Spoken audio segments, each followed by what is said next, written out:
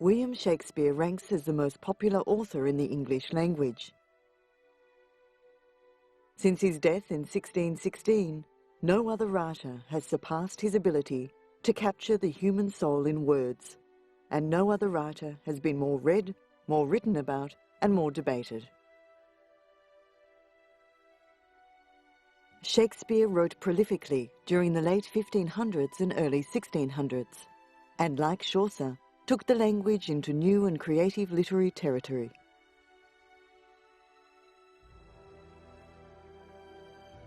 His influence on English drama and poetry continued to grow after his death,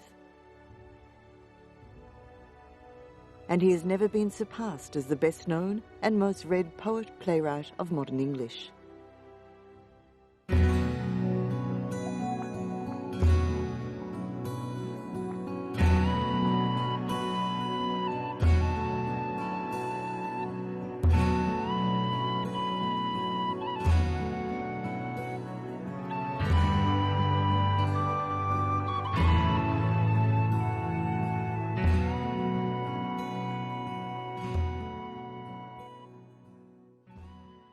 The period from 1500 to about 1650 is called Early Modern English, a period during which notable sound changes, syntactic changes, and lexical enrichment took place.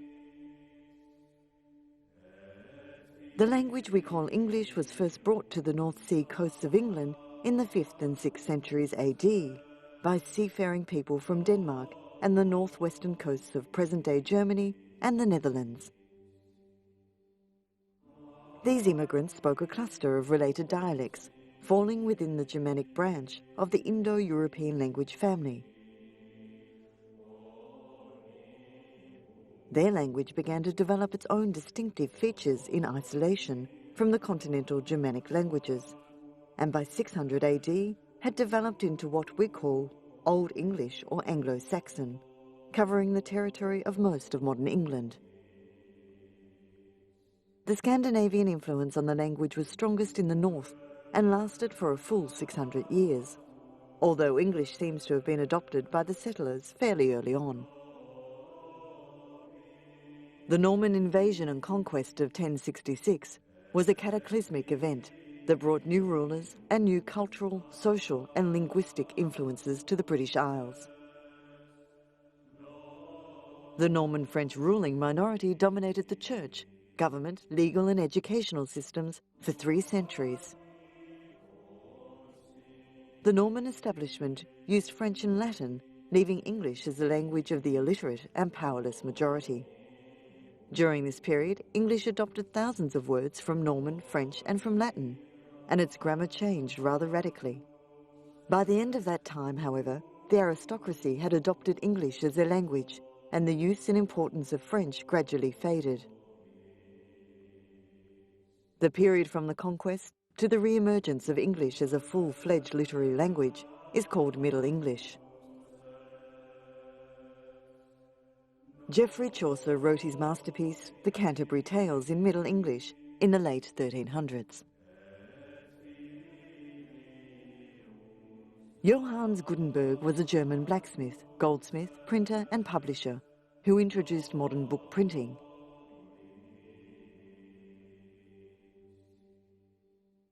Gutenberg was the first European to use movable type printing in around 1439, and the global inventor of the printing press.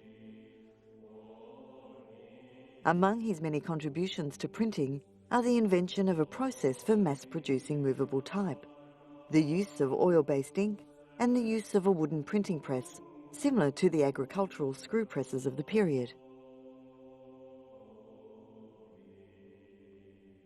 His truly epochal invention was the combination of these elements into a practical system, which allowed the mass production of printed books and was economically viable for printers and readers alike.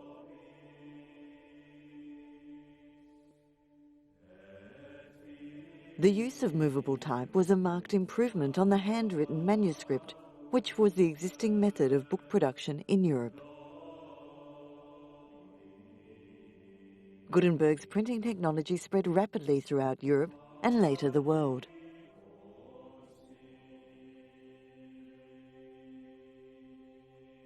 His major work, the Gutenberg Bible, also known as the 42-line Bible, has been acclaimed for its highly aesthetic and technical quality. The Elizabethan era was the epoch in English history of Queen Elizabeth I's reign. Historians often depict it as the golden age in English history.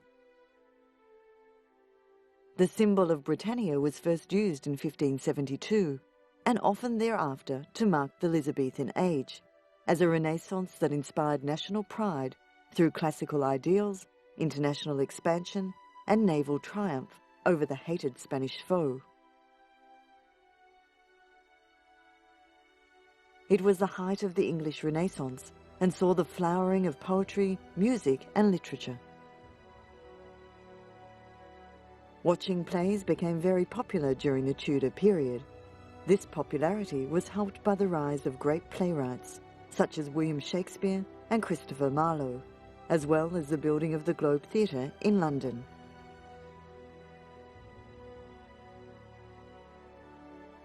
By 1595, 15,000 people a week were watching plays in London.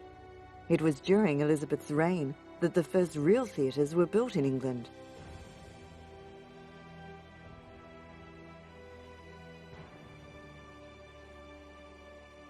Shakespeare and many others composed plays that broke free of England's past style of theatre.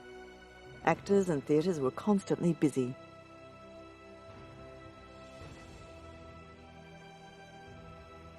Historical topics were especially popular, not to mention the usual comedies and tragedies. Details about William Shakespeare's life are sketchy, mostly mere surmise based upon court or other clerical records. William, the eldest son, was born in 1564, probably on April 23, several days before his baptism on April 26, 1564.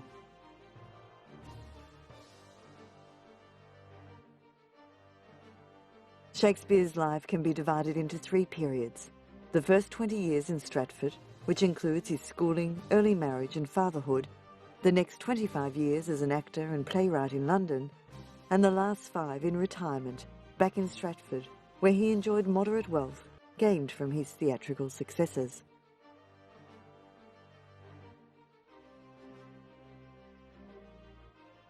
The years linking the first 2 periods are marked by a lack of information about Shakespeare and are often referred to as the dark years.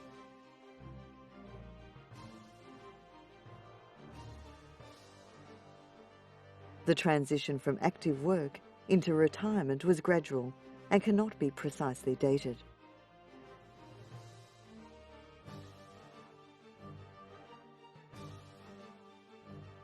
Shakespeare probably left school at 15, which was the norm, and took some sort of job, especially since this was the period of his father's financial difficulty.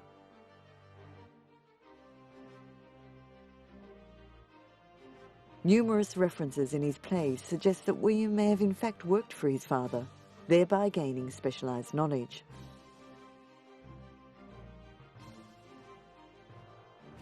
At some point during the dark years, Shakespeare began his career with a London theatrical company, perhaps in 1589, for he was already an actor and playwright of some note in 1592. Shakespeare apparently wrote and acted for Pembroke's Men, as well as numerous others, in particular Stranger's Men, which later became the Chamberlain's Men, with whom he remained for the rest of his career. When in 1592 the plague closed the theatres for about 2 years, Shakespeare turned to writing book-length narrative poetry. Most notable were Venus and Adonis and The Rape of Lucrece, both of which were dedicated to the Earl of Southampton, whom scholars accept as Shakespeare's friend and benefactor, despite a lack of documentation. During the same period, Shakespeare was writing his sonnets, which are more likely signs of the time's fashion rather than actual love poems detailing any particular relationship. He returned to playwriting when theatres reopened in 1594 and published no more poetry.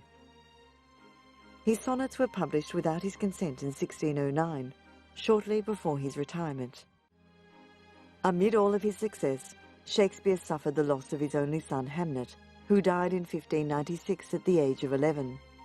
But Shakespeare's career continued unabated, and in London in 1599 he became one of the partners in the New Globe Theatre, built by the Chamberlain's men. This group was a remarkable assemblage of excellent actors, who were also business partners and close personal friends. When Queen Elizabeth died in 1603 and was succeeded by her cousin King James of Scotland, the Chamberlain's men was renamed the King's Men, and Shakespeare's productivity and popularity continued uninterrupted. He invested in London real estate and 1 year away from retirement purchased a second theatre, the Blackfriars Gatehouse, in partnership with his fellow actors. His final play was Henry VIII, 2 years before his death in 1616. Present copies of Shakespeare's plays have in some cases been reconstructed in part from scripts written down by various members of an acting company who performed particular roles. Shakespeare's plays, like those of many of the actors who were also playwrights, belonged to the acting company. The performance rather than the script was what concerned the author, for that was how his play would become popular, and how the company, in which many actors were shareholders, would make money.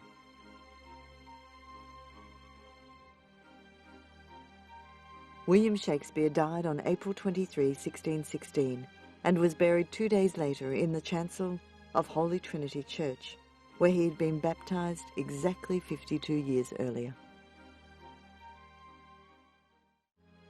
Shakespeare did not always write alone. We know that he collaborated with John Fletcher, George Wilkins and Thomas Middleton, and it is possible that other authors contributed lines and scenes to many more plays.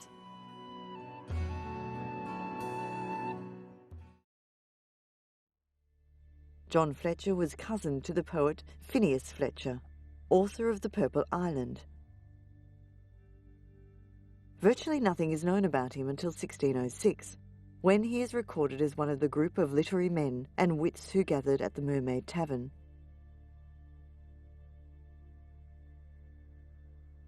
This is where he likely met his most famous collaborator, William Shakespeare, along with Ben Jonson and Francis Beaumont, with whom his name is almost inextricably bound.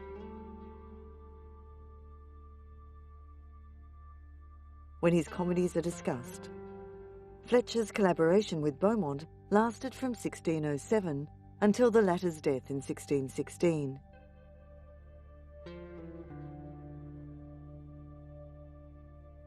He also wrote plays in conjunction with Massinger, Middleton, Rowley and Jonson himself.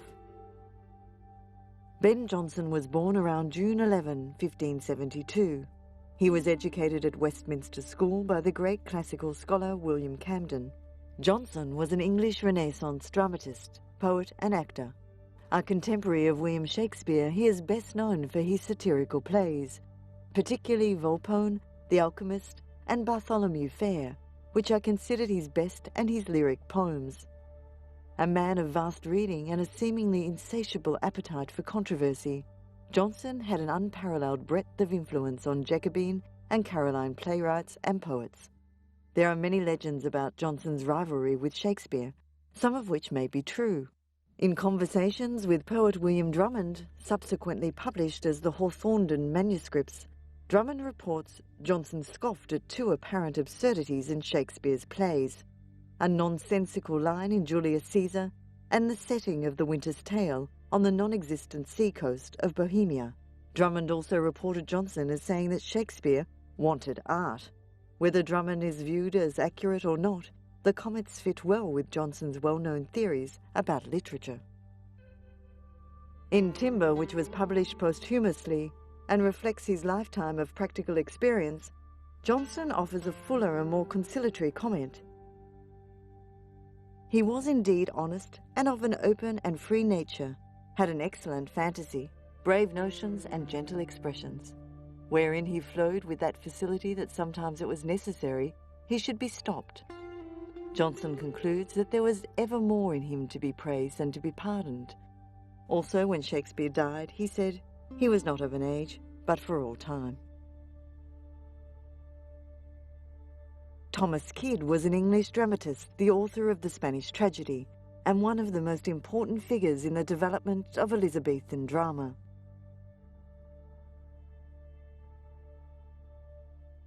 Although well known in his own time, Kyd fell into obscurity until 1773, when Thomas Hawkins discovered that Kyd was named as its author by Thomas Heywood in his Apology for Actors.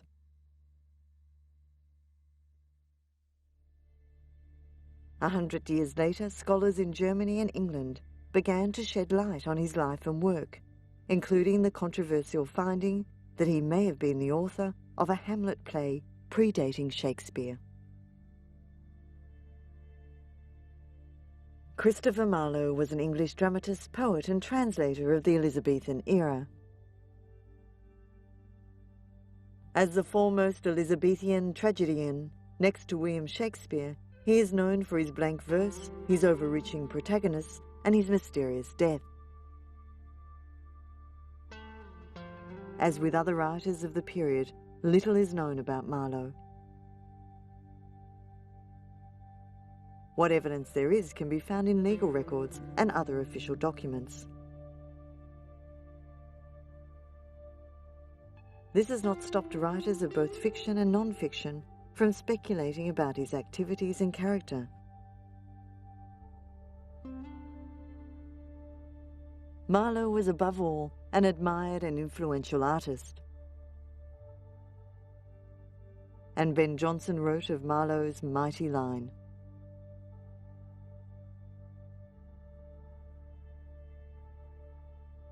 Shakespeare was heavily influenced by Marlowe in his work, as can be seen in the reusing of Marlowean themes in Antony and Cleopatra, The Merchant of Venice, Richard II, Macbeth, Hamlet, and others.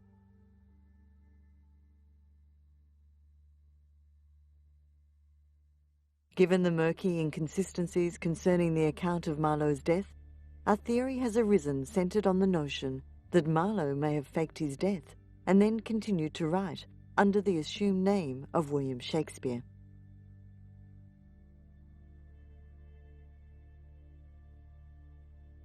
However, orthodox academic consensus rejects alternative candidates for authorship, including Marlowe. William Shakespeare's plays have the reputation of being among the greatest in the English language and in Western literature. Traditionally, the 38 plays are divided into the genres of tragedy, history, and comedy. They have been translated into every major living language, in addition to being continually performed all around the world. The Tragedy of Macbeth is a play about a regicide and its aftermath. It is Shakespeare's shortest tragedy, and it is believed to have been written sometime between 1603 and 1607. Shakespeare's source for the tragedy are the accounts of King Macbeth of Scotland, Macduff, and Duncan in Holinshed's Chronicles, a history of England, Scotland, and Ireland, familiar to Shakespeare and his contemporaries. However, the story of Macbeth as told by Shakespeare bears little relation to real events in Scottish history, as Macbeth was an admired and able monarch. In the backstage world of theatre, some believe that the play is cursed and will not mention its title aloud, referring to it instead as the Scottish play. The tragical history of Hamlet, Prince of Denmark, is another tragedy by Shakespeare. The play, set in the Kingdom of Denmark, recounts how Prince Hamlet exacts revenge on his uncle Claudius, firstly for murdering the old King Hamlet, and secondly for then succeeding to the throne and marrying Gertrude, King Hamlet's widow and mother of Prince Hamlet. The play vividly portrays real and feigned madness, from overwhelming grief to seething rage, and explores themes of treachery, revenge, incest, and moral corruption. The play's structure and depth of characterization have inspired much critical scrutiny, of which one example is a centuries-old debate about Hamlet's hesitation to kill his uncle. Some see it as a plot device to prolong the action, and others see it as the result of pressure exerted by the complex philosophical and ethical issues that surround cold-blooded murder, calculated revenge, and thwarted desire.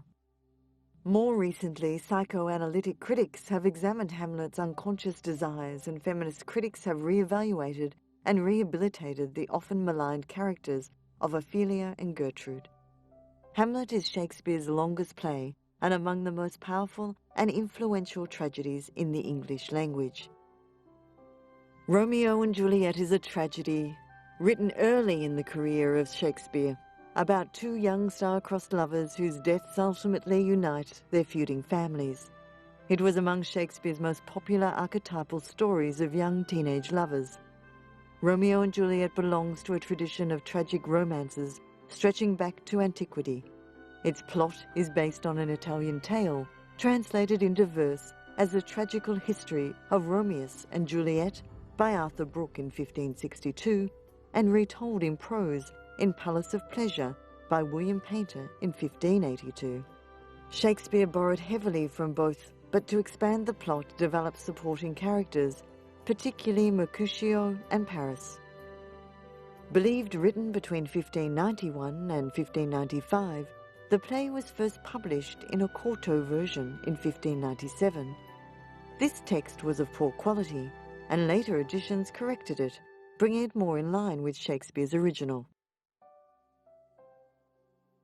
Shakespeare's use of dramatic structure, especially effects such as switching between comedy and tragedy to heighten tension, his expansion of minor characters, and his use of subplots to embellish the story, has been praised as an early sign of his dramatic skill. The play ascribes different poetic forms to different characters, sometimes changing the form as the character develops. Romeo, for example, grows more adept at the sonnet over the course of the play. Man is a fortunate species. Over thousands of years, our intelligence has given us tools and technology, art and science, society and civilization. We now possess a treasure house of man's great achievements.